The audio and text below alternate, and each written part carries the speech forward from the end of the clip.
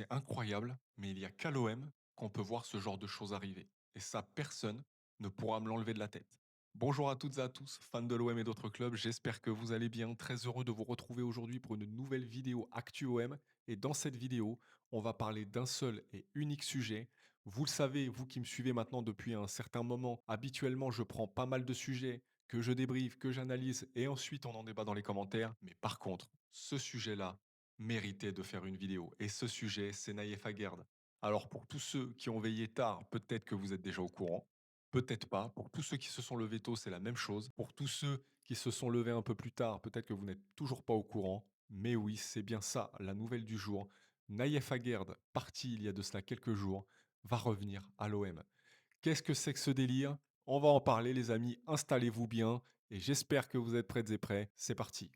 Donc on commence cette vidéo avec le seul et unique sujet de cette dernière, énorme retournement de situation dans le dossier Aguerd qui dit finalement non à la Real Sociedad. Pourquoi a-t-il dit non? Eh bien, un échange avec Pellegrino Matarazzo aurait changé la donne. Toujours selon Foot Mercato, la situation aurait évolué après un échange entre le joueur et l'entraîneur américain de la Real Sociedad. À l'issue de cette discussion, Naïef Aguerd aurait finalement choisi de renoncer à rejoindre le club basque. Ce changement de position intervient alors que l'opération était particulièrement avancée.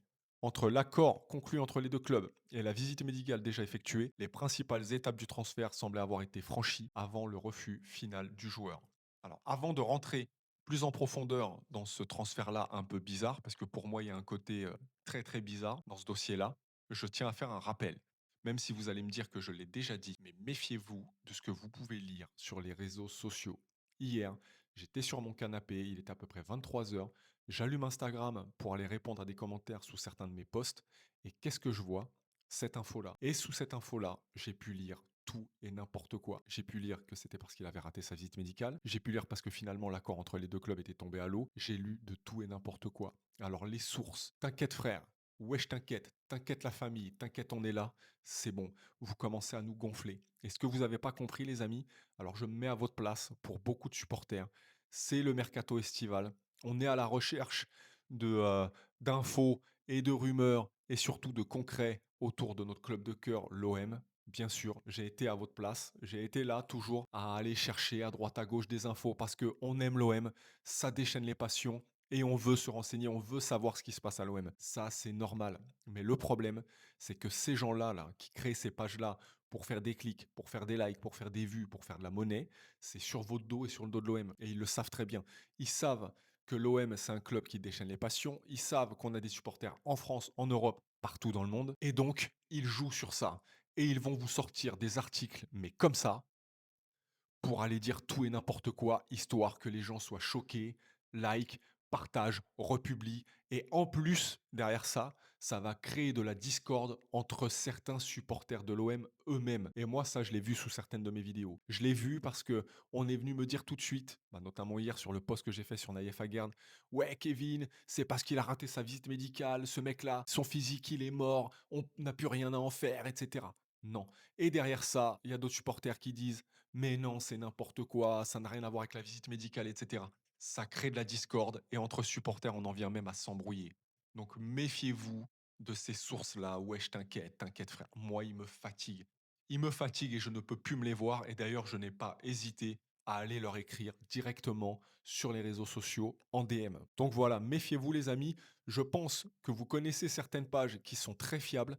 Je pense à CM Football, vous pouvez y aller à 100%, il n'y a pas de problème. Et je pense également à une page avec laquelle je collabore depuis mes débuts, c'est Champin OM. Là, lorsqu'il y a une info, c'est dit, c'est clair, c'est net, il y a les raisons, et s'ils n'en connaissent pas les raisons, ils vous disent pour l'instant les raisons sont méconnues.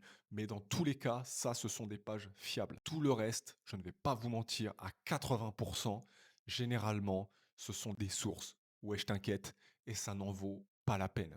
Moi, par exemple, lorsque je fais des vidéos, lorsque j'essaye de m'avancer un petit peu sur des dossiers, sur des rumeurs, c'est que quelque part, il y a déjà un accord, que ça soit entre les deux clubs, entre le club et le joueur concerné, mais il y a une avancée certaine. Sinon, si ça n'en est qu'au stade de rumeur, je n'en parle pas. Je n'en parle pas parce que ça n'en vaut pas la peine, on ne sait pas où ça va aller, on ne sait pas si finalement ça va être acté, on ne sait même pas s'il y a un réel accord.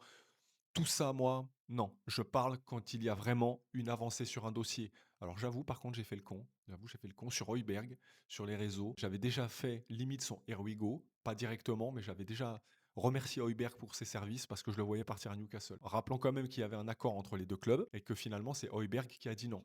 Maintenant, on a appris que Højbjerg préférait la Serie A. Donc ça, on va en reparler un peu plus tard, mais en tout cas, c'était un rappel important, les amis. Faites attention à ce que vous pouvez lire sur les réseaux sociaux parce que beaucoup de pages profitent de vous et de l'OM. Voilà. Maintenant, on va se lancer sur ce dossier-là, Naïef Aguerd. Moi, il y a quelque chose qui me chiffonne. Et cette chose-là, c'est la suivante. Quand on analyse les choses, si on prend les étapes normales d'un transfert, on a d'abord un accord entre les deux clubs, qui doivent forcément se mettre d'accord sur les indemnités du transfert du joueur. Ensuite, le joueur doit voir la direction du nouveau club, voire parler du projet sportif et de l'aspect financier. Ensuite, si le joueur est d'accord, on a la troisième étape, qui est la visite médicale, avant la quatrième, qui est l'officialisation du transfert. Et là, on n'en parle plus. C'est terminé. Or là, qu'est-ce qui s'est passé pour Aguerd? On a eu un accord entre l'OM et du coup la Real Sociedad. On a eu un accord sur la visite médicale, validée de Naïef Aguerd. Et finalement, c'est après la visite médicale que le joueur a discuté avec l'entraîneur et s'est dit: ah bah non, ça me convient pas. Ça me convient pas, je retourne à Marseille. Qu'est-ce que c'est que ce délire? Moi, pour moi, il y a quelque chose qui colle pas. Je ne sais pas ce que c'est. Je ne sais pas comment ils se sont démerdés encore pour faire ce transfert-là, pour boucler les ficelles de ce transfert. Je ne sais pas ce qui s'est passé, mais pour moi, les étapes n'ont pas été respectées et c'est pas normal qu'après la visite médicale, le joueur ait refusé finalement la Real Sociedad. Moyen hic. Alors, il y a beaucoup de gens qui vont dire oui, c'est le salaire. Il y en a d'autres qui vont dire c'est le projet sportif. Il y en a d'autres qui vont dire parce que, en fait, finalement, l'entraîneur a dû lui dire qu'il ne sera pas titulaire, etc. Les gars, là pour l'instant, on n'est que dans la spéculation. On n'est pas dans le concret, on n'est pas dans le factuel. On ne sait pas. On en saura peut-être plus d'ici quelques heures ou peut-être même quelques jours. Mais pour le moment, une seule chose est sûre, c'est que déjà, les étapes de ce transfert ont été anormalement faites et que Naïef Aguerd revient à l'OM. Et qui dit Naïef Aguerd qui revient, dit que l'OM ne prendra pas les indemnités de transfert et forcément va se retrouver avec son salaire à payer à Naïef Aguerd. Donc, si hier, lors de la vidéo que j'avais faite, on parlait d'encore une seule vente pour qu'on puisse débloquer enfin le mercato dans le sens des arrivées, eh bien là, ça va encore plus compliquer la tâche. Alors, moi, je vais essayer de voir le côté positif, même si vous allez me dire, mais Kevin, il n'y a pas de positif dans tout ça. C'est difficile d'en trouver. Mais pour moi, le négatif engendre le négatif. Et je suis quelqu'un qui essaie toujours de voir ce qu'il y a de positif et d'essayer le meilleur parti des choses, même dans les moments les plus délicats. Et là, si je me pose et que j'analyse un petit peu la chose, je me dis qu'on a un Aïef Aguerd qui revient. Alors, encore une fois, ça ne veut pas dire que Naïef Aguerd va pas finir par partir. Le mercato est encore long. Il peut être amené à partir, mais pour le moment, il revient. Moi, j'ai fait partie de ceux qui ne voulaient pas voir partir Aguerd. Parce qu'un Aguerd au top de sa forme, c'est un visage de notre défense à l'Olympique de Marseille qui peut être totalement redoré. On l'a vu l'année dernière, un visage de l'OM avec et sans Aguerd, c'est pas pareil. Et là, il y a quand même quelques signaux positifs. Il a réussi sa visite médicale. Ça veut dire que physiquement, ils l'ont jugé apte. Donc il revient à Marseille. On sait que l'année dernière, ça a été délicat. Il s'est fait opérer. Mais il ne faut pas oublier une chose aussi, les amis. La saison dernière, le staff médical olympien a totalement failli sur le cas Aguerd. Ils se sont plantés, on le sait tous, et c'est ce qui a aussi causé les rechutes de Naïef Aguerd. Est-ce que vous vous rappelez bien de ça? À un moment donné, ils avaient totalement foiré leur diagnostic.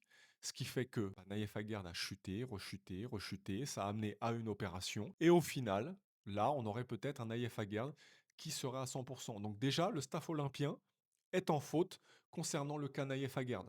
Maintenant, si lui revient à 100%, aux côtés de Bruno Genesio, qui connaît très bien le joueur, moi je pense qu'on pourrait avoir une belle petite défense. Alors, encore une fois, il va falloir dégraisser. Si lui revient, il va falloir le départ d'un joueur. Peut-être Højbjerg. On sait qu'il a des touches en Serie A, notamment au Milan AC. Et il a envie d'aller en Serie A. C'est d'ailleurs ce pourquoi il a refusé Newcastle. Et s'il est amené à partir, 15 millions d'indemnités de transfert, plus économie mensuelle de 500 000 euros par mois, on pourrait voir peut-être deux, trois recrues arriver à l'OM. Après, je ne dis pas que ça sera le seul départ. Je souhaite voir Pierre-Emile Højbjerg partir parce que c'est quelqu'un qui coûte très cher au club. Et c'est quelqu'un, je pense encore une fois, qui nous bloque nos sens d'arrivée au niveau des transferts. Après ça, imaginez juste un seul instant, parce qu'on sait que Todibo est d'accord avec l'Olympique de Marseille et qu'il y a un accord entre l'OM et West Ham pour le transfert du joueur. Imaginez juste ça, une charnière centrale composée d'Aguerd et de Todibo, avec à gauche Emerson et à droite Timothy Weah. Franchement, on aurait une belle petite défense. J'ai pas peur de le dire.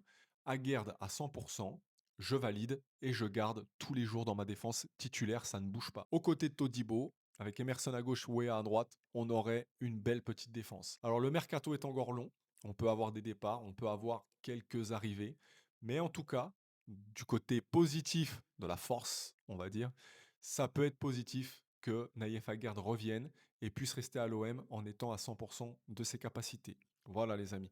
Je pense qu'on a fait à peu près le tour sur le dossier Aguerd. N'hésitez pas à me dire ce que vous en pensez en commentaire. Mais en tout cas, moi je fais partie de ceux qui essayent de voir les choses toujours positivement et qui essayent de délivrer toujours ce message de, au-delà du message de paix entre les supporters, aussi ce message de d'apaisement. Voilà, je sais qu'on traverse une période difficile, je sais que c'est compliqué, je sais qu'on rêverait tous de voir notre OM au top niveau. C'est pas le cas. Il va falloir être patient, il va falloir laisser la direction travailler, il va falloir laisser le nouveau staff travailler, les nouveaux joueurs arriver. Voilà, il y a pas mal de choses à mettre en place. Ça va être difficile, c'est une année de transition, mais encore une fois, je le disais il y a quelques semaines, je pense qu'on va pas faire une saison aussi dégueulasse qu'elle n'y paraît. Retenez bien ça, on en reparlera en cours de saison et voire même à la fin de saison, mais je pense qu'on va avoir de belles surprises. Et n'oubliez pas, cet après-midi, 17h30, OM Atlético Madrid. Gros rendez-vous à 17h30. Match amical, pas match amical, je serai devant ma télé, quoi qu'il arrive. Je n'existe plus à ce moment-là et j'ai hâte de voir ce match. Voilà les amis, la vidéo va s'arrêter là. On se tiendra au courant sur l'évolution, notamment de ce dossier-là. Si on en connaît les raisons, je partagerai ces raisons-là avec vous. On se tiendra au courant de l'actualité de l'OM. En attendant, portez-vous bien, prenez soin de vous et comme je le dis toujours, dans la victoire comme dans la défaite, pour le meilleur et pour le pire, encore et pour toujours, et ce quoi qu'il arrive les gars. Allez l'OM.